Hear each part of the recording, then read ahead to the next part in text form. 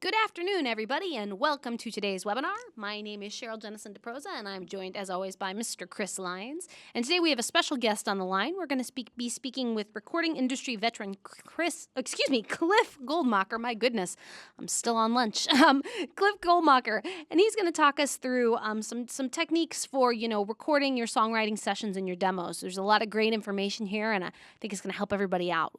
But before we get into that, just a few items of housekeeping. This webinar is being recorded, and it will be available in archive sometime probably around next week or the week after. If you ever want to look it up or any of our other webinars, you can go to shure.com/training. And on that webpage, you will see links to a ton of great webinars across a lot of audio and RF topics, just a lot of great learning there, and it's all free. Shure.com/training to get your audio education needs met. And then second of all, if you have any questions as we record today, please feel free to type those into the question pane. We will answer as many of those as we can at the end of the session. If you don't see the little question field, look for a small gray toolbar with an orange box with a white arrow in it. Click on that, and that will maximize the window and give you access to the question pane. So that wraps off all the boring stuff. Let's get into the good stuff. Take it away, Chris and Cliff. All right. Thank you, Cheryl, very much. And welcome, Cliff. Thanks for joining us today. It's truly my pleasure, Chris. This is something I've been looking forward to doing. And for the benefit of our audience, in case they're not familiar with you, Cliff is an accomplished songwriter and a veteran music producer, and also a popular educator in the field of songwriting. And we invited him here today because he works with a lot of songwriters at all different stages of their careers, whether they are just starting out and kind of new to the business, or veterans who have had many songs published and produced. Both as I guess you'd call it as maybe a consultant, a songwriting consultant, I guess, Cliff, and providing production assistance, songwriting assistance, and also producing all kinds of online training seminars. You've also written an interesting book about how to run a really good recording session for your demo, which is great. And so I encourage people, if they want to know more about Cliff and all the things he does, visit his website at cliffgoldmacher.com. And you've got tons of really interesting blog posts there, Cliff, also. Well, let's get into our topic today. We're talking about recording songwriting sessions and, specifically as a tool in the creative process. But I wanted to dive into a little bit about why you think that is so important. And one of the reasons that you've mentioned on your website is the importance of documenting the writing process. Why is that so critical? So there are a couple of reasons why this is really important. First and foremost, in the heat of battle, so to speak, when you're in a writing session, a lot of times you'll come up with ideas as part of your brainstorm, and somewhere along the way you'll stop and say to yourselves, whether you're by yourself or whether you're with a collaborator, and you'll stop and you'll say, what was that thing we did melodically a few minutes ago? I think that would really work well with what we're doing now. And if you're not recording, if you're not running some sort of a real-time recorder, those ideas just sort of vanish into the ether. So one of the most important reasons to keep a recording going during a writing session is to make sure that some of these fleeting ideas that you get are, you can track them down. They're discoverable again. But secondarily, and this is something that I really like about having a simple but high-quality mic setup during a writing session, is that at the end of the writing session, it's always a good idea to do what I refer to as the definitive rough recording of your writing for that day. That way you have something to listen back to. It prevents you from forgetting what you've worked on. And it also is a way of actually critiquing yourself when you go back and listen to that recording the next day or in the next week or so, because there's a significant difference between playing a song in the room and deciding whether or not it's done, and actually listening back to your song the way an audience member would, which reveals some of the flaws or little things that need to be refined in a way that just playing the song down live in the room doesn't ever really do. Another thing that you actually had an entire article about this, which I thought was really interesting, about creating a scaled down demo. And what do we mean by a scaled down demo? So, from my perspective, as a music producer and as a songwriter who's been in the industry long enough to know what the industry is really looking for when it comes to demos of your songs, the most important thing is to, in a very polished and professional way, demonstrate your melody and your lyric of your song. So, as songwriters, I fully understand the temptation when you finish a song and you're excited about it to put every instrument in the Western musical tradition on that recording. However, what you really need is a professionally recorded and professionally performed single instrument, whether that's piano or acoustic guitar generally, and a professional studio vocalist to sing your melody and your lyric. Because what you're essentially doing then is highlighting without distracting from the essence of your song. And the reason I think scaled down demos are so important is not only for the reasons I just mentioned, but also because if you're serious about building a catalog of your songs, it is extremely important that you manage your budget. And I am not saying that a scaled down demo is inexpensive, but it is most certainly less expensive than doing a full band professional recording of every song that you write. Yeah, that's great. And really, you also mentioned something on your website that I thought was intriguing about not painting yourself into a corner as far as producing a fantastic demo, but in a particular genre. Why is that better not to go that route? There are a couple of reasons why it is a good idea to do a fully produced demo. But one of the downsides is exactly what you've said. Let's say you have a song that works really well as a ballad, but on the fully produced demo, you've got pedal steel on it. Anybody who hears that ballad is going to think it's only appropriate for country music. Whereas if it were just a piano and a vocalist, then it could be country, it could be pop, it could be a variety of different genres because you've essentially pared it down to its fundamental uh, basis. Now, the reasons that you would do a full band recording, and there are certain reasons that it's appropriate. The first one is, let's say you're pitching your song for a film or a TV show, and the scene that they need a song for basically requires a full band sound. Well, at that point, I don't care how good your guitar or piano vocal is, it's not going to do the job that is required by that scene. The second reason that you would consider a full band demo is if the person who is singing the song is someone that you are, as the songwriter, either promoting as an artist or you, the songwriter yourself, are not just promoting yourself as a songwriter, but as an artist. And at that point, the sound of the recording is also part of the production and is also part of the personality of that artist that you are trying to communicate. So those are a couple of good reasons to do full band demos. But when in doubt, start small with a scaled down demo and know that if it's professionally done, it will most likely be done in time, in other words, with a click track. And in that instance, you can always add additional instruments later. But if you spend all that money up front, you can't really unscramble that egg, so to speak. That's money that you've spent. And while it's exciting and fun to have a full band demo, it is certainly not essential. All right. Well, so now we know what a great idea it is to record our songwriting session. So that gets us to the next question, which is, okay, so how do I do it? And you've been using some of the Motive microphones lately on some of your projects, and so I wanted to just review for people if they don't know Motive already, what the ones are that you've been using. The one there is the MV51 large diaphragm condenser mic, which has kind of a retro look to it. It's actually quite a beefy hunk of metal there, but it's a large diaphragm, so it's got a very nice studio mic sort of sound, very mellow. Built-in DSP presets for voice, for instrument, for speech, and so forth. It connects directly to your lightning connector on your iOS device, like your iPad, your iPhone, or can also plug into a USB jack on your laptop so you can record that way.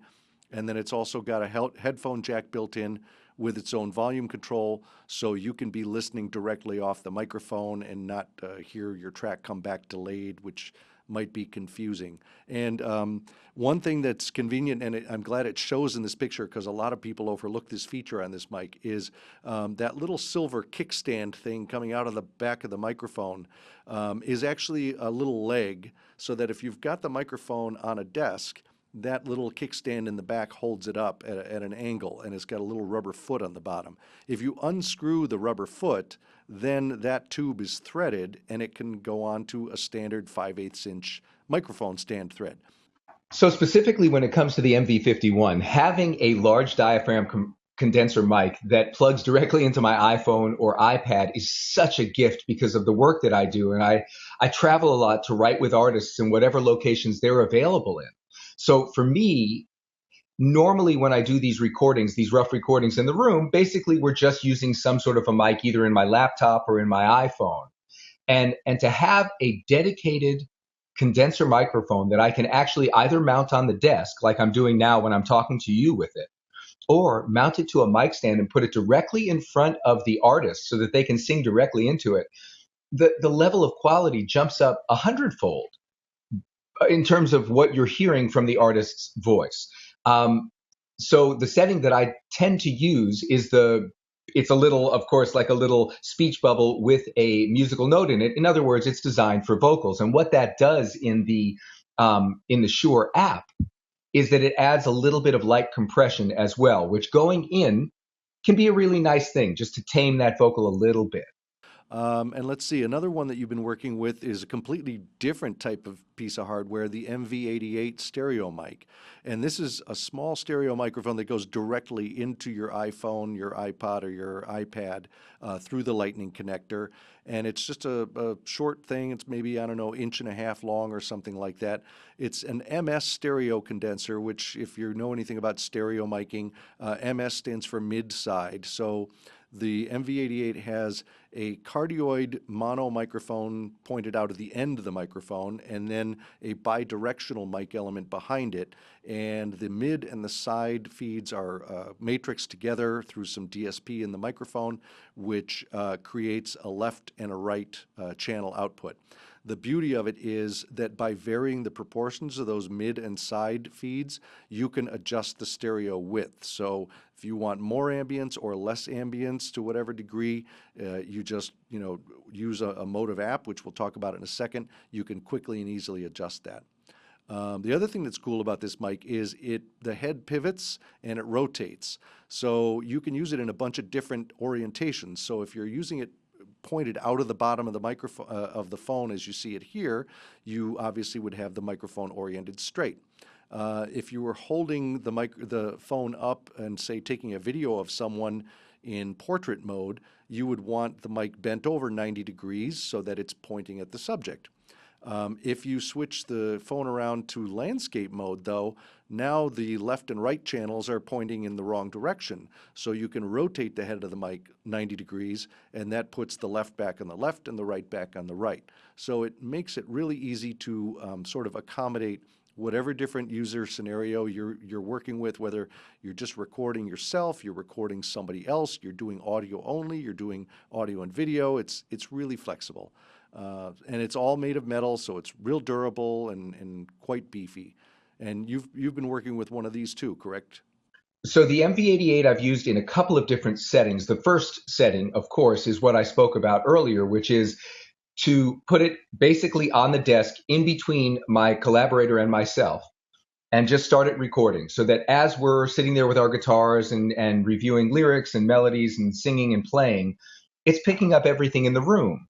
And one of the beautiful things about the Motive app, about the Shure app, is that it allows you now, if you stop recording, you can just sort of point to the spot on the sound wave that you'd like to reference. So you can sort of randomly access any part of that recording process. So if you know that at about 10 minutes into your writing session, somebody came up with something that you're pretty excited about, but you can't remember quite what it was, it's enough to just reference the app. So the first part of the answer is that it basically just sits directly between me and my collaborator so that it's picking up both of us in the room so that everything is captured. The second way I would use it is in conjunction with the MV51 so that we're using two different iOS devices. And in that instance, I would still position it. Let's say that the artist that I'm working with, and we have some video of this as well, but the artist that I'm working with is playing an instrument, and let's say I'm playing an instrument as well. Well, putting the MV88 between us will capture those instruments really nicely, and then putting the MV51 up on the artist's mouth allows us to get really, really good quality vocals along with really detailed stereo imaging on the instruments that we're playing in the live definitive. I call it a rough recording, but they end up sounding unbelievable. Yeah, the app is really clever, and the app is free. Just download that through the the iTunes App Store. Lets you adjust the mic gain, 5-band EQ, compression. You can change the recording format so that you can record with higher resolution, but take up more storage space, or you can save some space, whatever works for you. And there's a couple of new features in the version 2 of this app, which just came out a little while ago. You can now edit your recording, so you can make a recording and then go back into the recording, trim the opening, fade out the closing, fade in, fade out, however you want, get rid of some extraneous junk at the beginning. You can split it into multiple takes and save those takes as different files if you want to. You can also scroll through the file. So if you've got, say you record a 1-hour recording session, songwriting session, and you think, well, really, the good stuff was after about the 20-minute mark. You can just scroll right to that point, and you can even drop a marker there if you want, and remember exactly where that spot is. And then when you're done making your edits, you can share the files through email, through text, through Dropbox, or whatever floats your boat. But it's a very flexible and easy-to-use app that does a lot of cool stuff. Well, above and beyond the one that I just mentioned, which really is a game changer, just to be able to skip around and access any part of that recording very quickly is a huge help. And being able to put markers in there is also really helpful, because just because you reference something once in the heat of a writing session, it's very easy to reference and then completely forget what you referenced. And it's nice to know that you can just go back and find whatever you need very easily. Secondarily, I really love the way that you can immediately, put your sound files, which can be high res, by the way. I tend to use 24-bit 44.1. Those can immediately be put into Dropbox, or the sharing options are really nice too. Let's see. Well, let's talk about some actual examples of how you were able to use some of these and what the outcomes were, because I think they're pretty impressive. So tell us about Carolyn and tell us about this song, and then I'll play an audio clip. So Carolyn and I sat down that morning to write a song, and the way we were writing it is we used a sort of a drum loop and then recorded a keyboard part. And then it was time for Carolyn to sing her vocal, and she's just such a miraculously gifted vocalist. Her day job, so to speak, is that she tours with Steely Dan as a backup singer.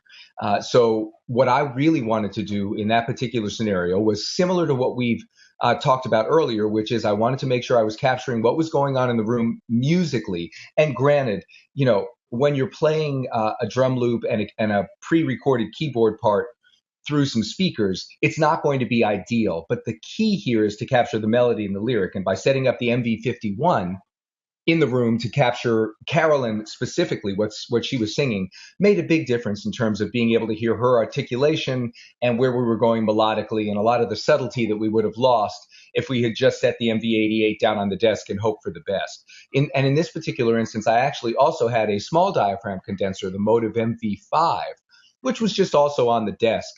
And so it was the MV5 and the MV88 that were picking up the ambient sounds of the loop and the keyboard.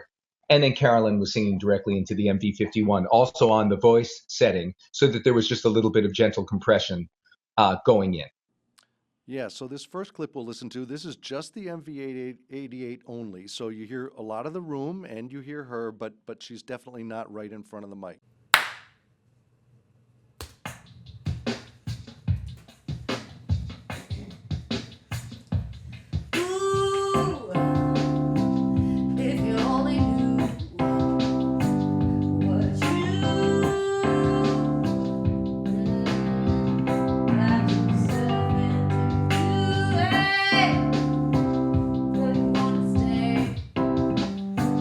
Okay.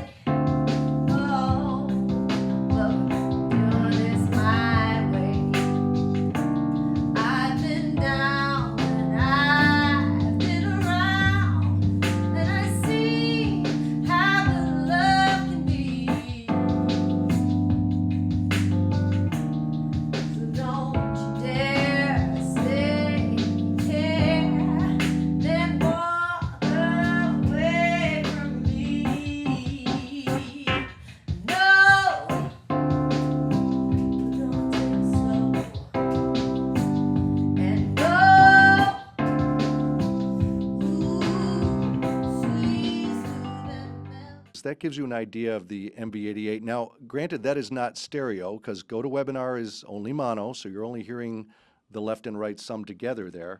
But now let's listen to the full mix you made with the MV51, the MV88, and the MV5 all put together. And here comes the track. A 1, a 2, a 3. Ooh, if you only knew what you got yourself into. Hey, I know you wanna say okay, but we're doing this my way. I've been down and I've been around, and I've seen how good love can be. So don't you dare say you care, then walk away from me. No, we're gonna take it slow and go sweet, smooth melody, the only one you need. So please, is me. I've been down and I've been around, and I've seen how good love can be. So don't you dare say you care, then walk away from me.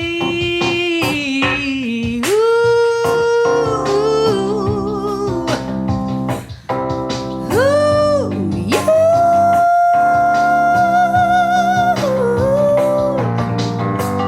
Believe, ooh, believe in me.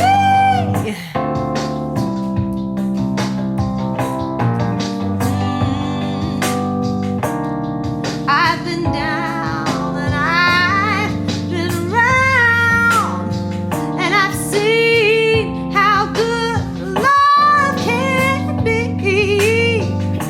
So don't you dare say you care, and walk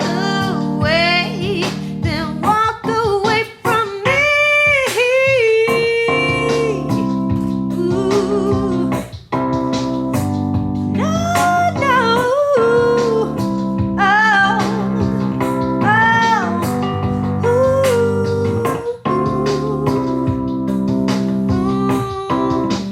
hey, yeah. Sorry, I lost the energy again. No, man, great. And that's a great example of the importance of a close mic'd vocal. There really is no substitute for having a mic close to the singer and getting that intimacy. All right, well let's go on to another one here. This is a slightly different one, and this one is also a great one because people can listen and watch the original file on Vimeo, which is very high quality, and really get a real nice sense of both the stereo spread and the dynamics of the microphones. But tell us about this tune and about who Matt is.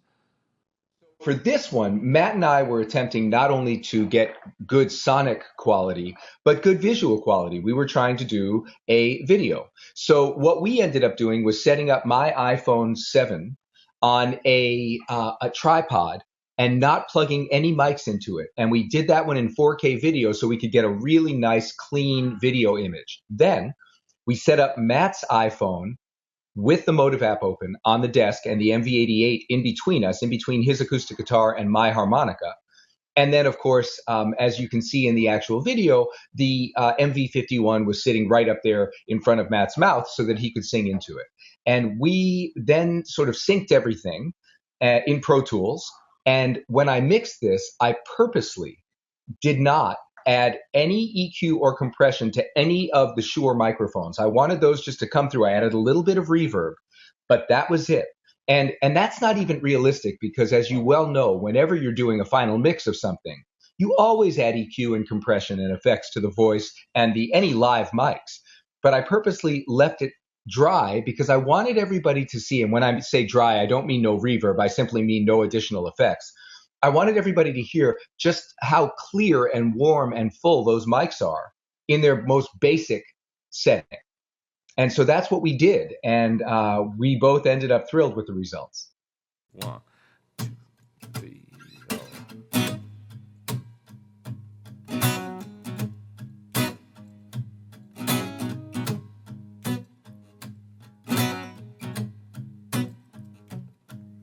Well, I'm the kind of guy with both feet on the ground, never lets his guard all the way down. Yes, up till now. 'Cause everything you do and everything you are dances like a flame and it crackles like a spark. Yes, shining in the dark, burning with desire. Yes, my life, why? I can feel it in your touch, I can see it in your eyes, when you hold on tight and your body comes alive. It's just so right. I know I'm playing with fire. It's my life, why?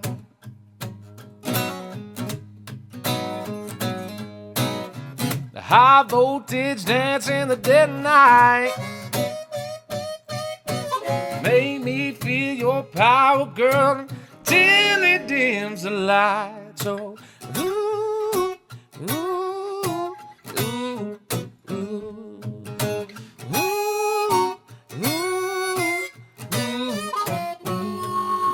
It's a shot through my heart, it's a shot through my brain. It's electric blood, oh, running through my veins, yes, and I feel no pain. You could say that I'm inspired. My life, why?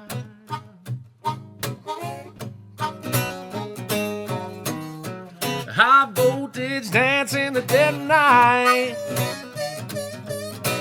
make me feel your power, girl, until it dims the light. So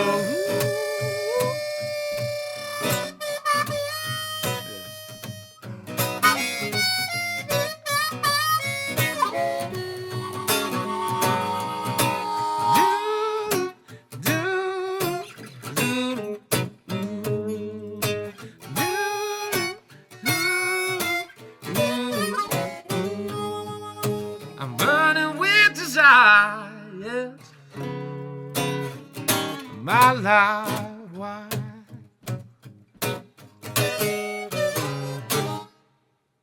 So when it comes to doing multiple mics and video, a tip that Ryan Smith at Shure actually gave me, which was super helpful when we were talking about how we were going to put the mics through their paces, he said, make sure that one of you does a clap right before you begin your recording, meaning everything's in record, but before you begin the keeper part of the recording, so that you can line everything up. Because remember, we've got video and iPhone audio from one device. Then we've got MV88 audio from another device.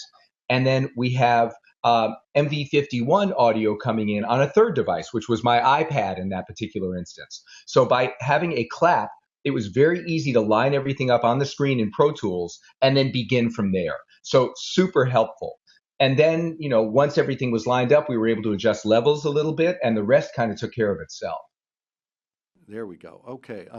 We want to make sure we save time to take people's questions, because I know people have questions not only about recordings and processes and that kind of thing, but also just about songwriting and the songwriting business in general. And that's another reason we wanted you here, Cliff, is because you're a great resource for people who are trying to make headway in this business. We know that sometimes the business questions are the toughest ones of all. Cheryl, have we got some good questions coming up? We don't have any just yet, but we can sort of talk a little bit and ask some questions amongst ourselves. So I think one of the interesting, thought-provoking questions from this morning for Cliff was, how do you know when a song is ready to do a demo for? I mean, good question. When what is it sort of done? criteria? Okay, so we're all songwriters here, I assume, listening to this, and the answer to when do you know if the song is finished is obviously never, right? So given that, songs are on some level never finished, here's how I now, 1,000+ songs into my career, make that decision. I think about songs as an attempt to achieve an artistic vision in 3 or so minutes. And if after you have written the song and listened back to it, you feel like, to the best of your ability, you have realized that vision, then the song is done. And early on, when you've only written a couple of songs, it's much, much harder to make that decision because they're kind of like your song children, right? And you want to coddle them and make sure everything's good, and you just keep sort of revisiting them and looking at them and making sure. And then once you've written a couple of hundred songs, getting your kids out in the world is as simple as putting a pair of pants on them, smacking them on the behind, and sending them out there. In other words, it becomes much easier over time to say, okay, that was what I was going for. I believe I've achieved it. The song is done. And it is then, and only then, that the decision is made to do a demo of the song. There is a tendency, especially early on in your writing career, to think, oh, the song is almost done. I'm so excited about it. And I just want to go into the studio now and record it. And yeah, I know we didn't really finish writing the bridge, but how hard could that be, right? We'll just do that when we get to the studio. So as a studio owner, of course, it makes my heart leap with joy when somebody is going to pay my hourly rate to just watch them write a song. But if I were a songwriter, and writing songs is tricky enough, and paying for that privilege is something you can easily avoid. All that to say, just make sure your song really is done before you go into the studio to pay good money for a professional demo. Okay. Do you usually write lyrics first, or do you find a tune first to work with?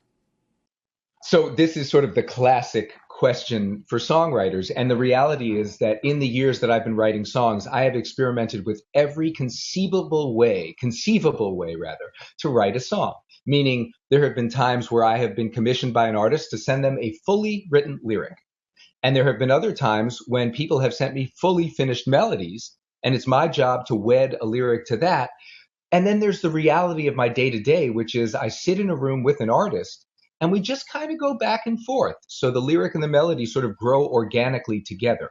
But the key to this question, and the answer to the question, is remembering that there is no such thing as a right way to write a song. It's really whatever moves you and whatever gets you to the end of the song, that's the best way to write. And if I were a beginning songwriter, I would collaborate with as many people as I could so that I would be exposed to as many different styles of songwriting as possible, because they all are valid, and each different approach will teach you different tips and tricks that you can use as you continue to write songs going forward. Okay. Is it okay or proper to put out a demo for someone else to play and sing when I'm not a real great singer? Or should I get a better singer for my demos?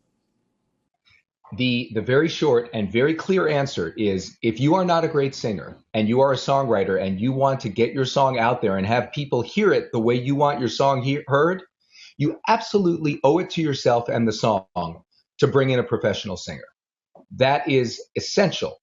Look, here's my don't kill the messenger message for today, which is that anyone in the music industry who tells you that they can hear through your rough recording and not to worry about it, just send them whatever you got, is doing you a tremendous disservice. Because let's take the outside possibility that they really can hear through an inexperienced vocalist singing their song. What happens when they send it to someone else in their company to listen to it who can't hear that? The song's dead in the water. In other words, you've really only got one chance to make a first impression. So why not make the very best first impression you can? Remember, at the end of the day, you are attempting to sell your song. So the more attractive you can make that song, not only in terms of how well it's written, but how well your demo is performed and recorded, you owe it to yourself and your song to do that. Okay, suppose I want to pitch a song. Where do I start? Yeah, I was kind of wondering that too. What do you do? Who do you call? What do you do?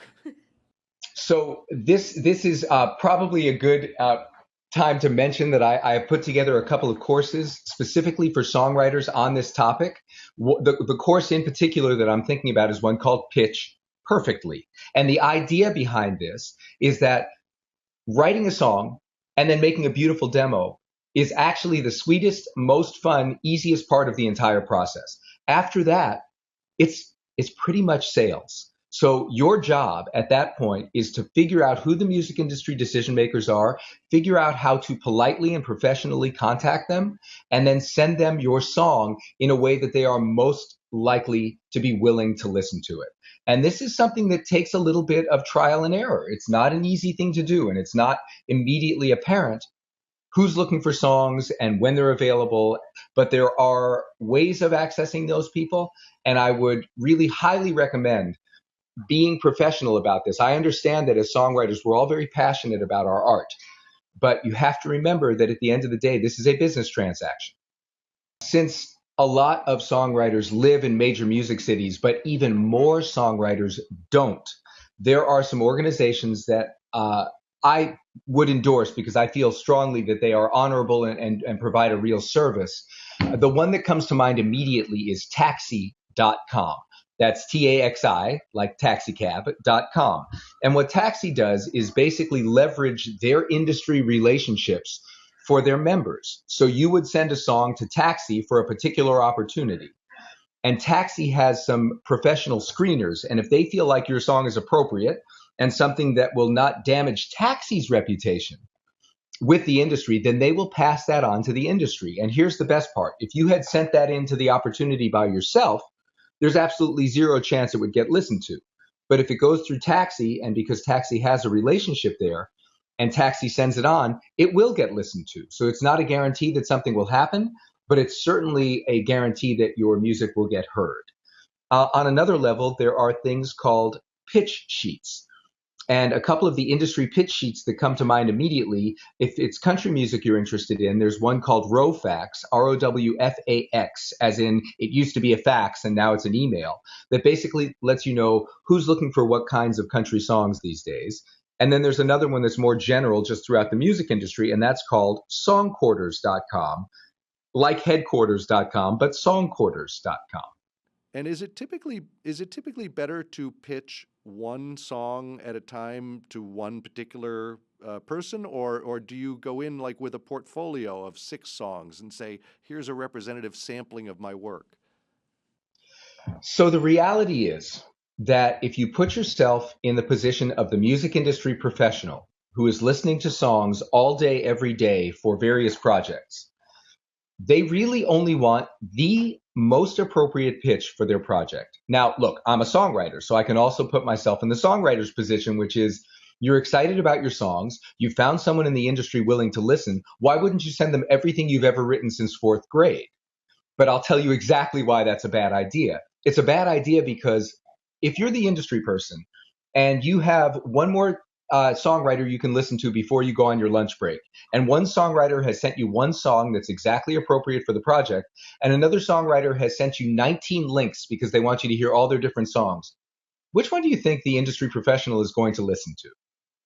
So in other words, be very, very intentional and very, very specific with your song pitches. Let's see. Next question. Does the MV51 have a separate port besides the connection to the iPhone or laptop for charging?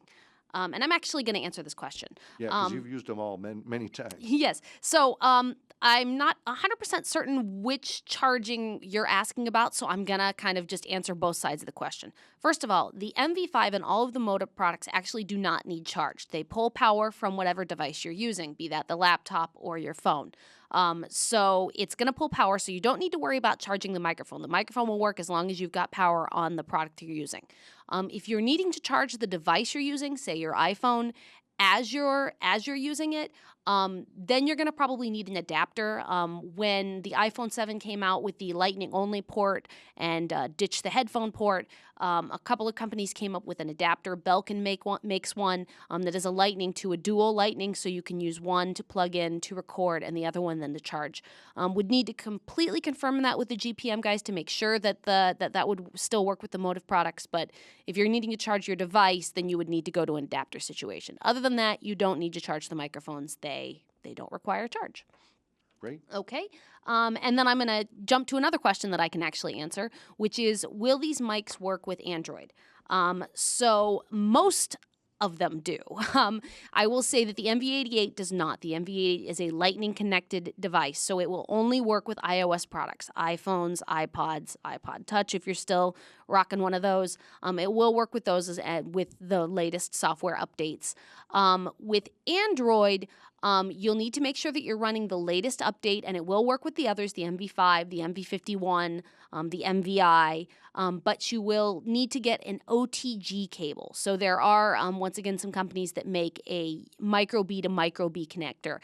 And as long as you get one of those and you're running the latest the latest software for your Android, those products will work with it. What else are people asking, Cheryl? Okay. For sync licensing, will a demo for your songs work, or does it need to be a finished product ready to go? Okay, so we need to get into some definitions here. First of all, demo is short for demonstration, meaning it is a demonstration of your song. But I, as a recording engineer and producer myself, it's not like when someone says, I want to make a demo, I think to myself, okay, I'm going to work about 77% as hard as I would if we were trying to do a master recording. The reality is that demo and master are really only a matter of how you use that recording. In other words, if you use the recording to demonstrate your song to an artist and then they decide to record that song for their album, they'll do their own recording. However, if you take that recording and you end up getting it placed in a film or a TV show, then by definition, it is a master because it's being used in an income generating capacity. So that's really the difference between demo and master, not the sound quality of the actual recording. If people are interested in working with you, what's the best way for them to find you, get in touch with you? So I do a couple of different things in the music business. I write with artists for their records, which is my great joy. I also run recording studios in Nashville, Tennessee, and in Sonoma, California. And in that capacity, I do a lot of songwriter demos. These are for songwriters who essentially live anywhere, who want to not only use great session musicians and demo singers across a variety of genres, but actually want to be able to listen in real time and full fidelity. That's something that my studios offer. And then finally, I also teach songwriting. So I have a website for all of these things. It's cliffgoldmacher.com. And if you put in /learn, you'll see some of the video courses that I have and the ebook that I've written. And if you put in /studio, you'll see what I do as far as my studio work. So I would love for people to stop by and take a look at the website and give some of the before-after examples a listen on the studio page. And maybe even take a look at some of those songwriting courses if you're interested in furthering your musical education. Okay.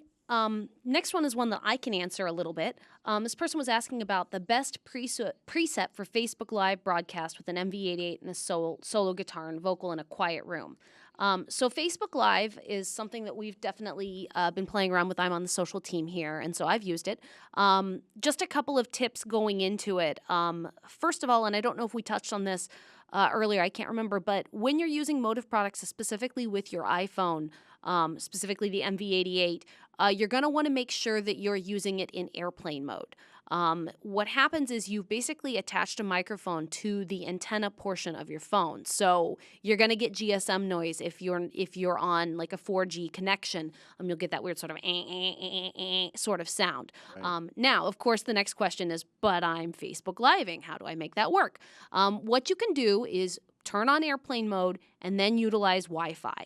I know it's not always ideal that you maybe don't have access to Wi-Fi, but that is going to be how you're going to get the best possible sound and not have that GSM interruption. Interesting workaround is if you are in a place that doesn't have Wi-Fi, but you have a friend that has a phone that has maybe a portable hotspot option, put your phone in Wi-Fi, airplane mode with Wi-Fi, and Wi-Fi it to your friend's connection using them as a hotspot, and that's another way to get around using Wi-Fi and not having that interruption in a place where maybe you don't have Wi-Fi. In terms of the sound settings, you say guitar. I don't know if you mean an electric or an acoustic. I'm guessing you mean an acoustic. There are 2 presets. There's the acoustic instrument preset. There's also the vocal instrument. And my advice for you would be to experiment. Especially with Facebook Live, experimentation is key. And a nice thing about Facebook Live is you can set up a Facebook Live broadcast, and underneath where it says, where you write what you want to say about the Facebook Live, there's an option to who you're broadcasting it to. And if you click on that drop-down menu, you can select Only Me. So select Only Me, set it up, use the setting you think is going to be best, maybe the acoustic instrument, broadcast it just to yourself, and then watch it and make a call. It's really good to just take an extra 5-10 minutes before you go live to do a test broadcast and just make sure everything is working the way you want to be. There's so many variables that happen with Facebook Live and live streaming in general that, whatever you can do in that moment before you go live to just do a last-minute check is going to be super helpful. Cliff, we would just want to thank you for being here and providing so much good advice, not only about recording, but just about songwriting and pitching and those sorts of things in general. It's really my pleasure, and it is such a joy. One of the things that I found myself thinking as I was working specifically with these mics is, it's one thing if an electronics or a tech company decides they want to get into the mic business so they can find a mic that works with iOS devices. It is an entirely different matter altogether when a microphone company gets into the business of making microphones for iOS devices. And it just makes all the difference in the world. These mics are truly exceptional, and it has been a total joy to use them in my sessions. Well, we have a couple of more questions, but we are just about out of time. So if we didn't get to your question, many apologies. Please feel free to send us an email to support@shure.com with those burning questions, and we will either pass them on to one of our applications engineers if it's more of a technical question, or we'll pass it on to Cliff if it's more about songwriting. So once again, sorry if we didn't get to your questions, but please feel free to email them in to us, and we will get them to the right person to answer.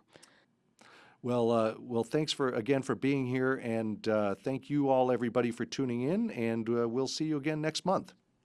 Have a good one.